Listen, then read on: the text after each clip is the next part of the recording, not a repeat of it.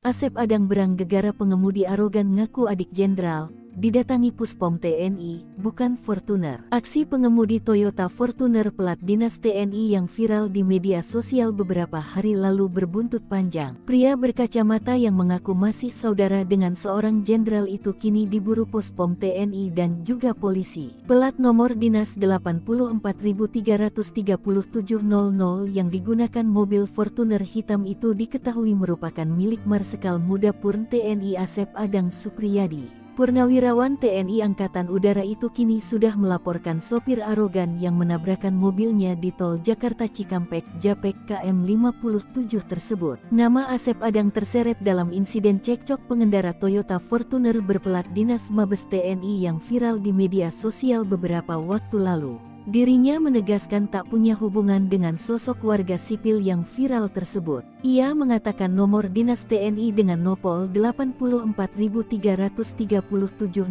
merupakan nomor dinas kendaraan operasionalnya sehari-hari di Universitas Pertahanan Republik Indonesia sebagai guru besar sejak pensiun di tahun 2020.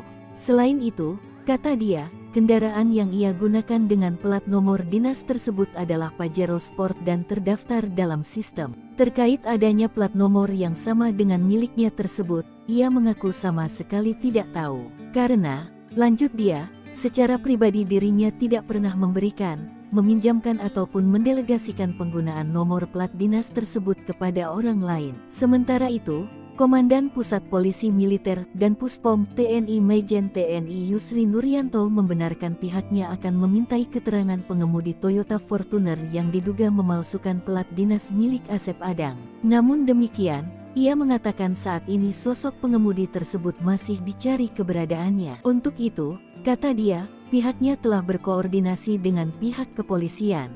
Hal tersebut, kata dia, mengingat pengemudi Toyota Fortuner yang viral karena sikapnya yang dinilai arogan merupakan warga sipil.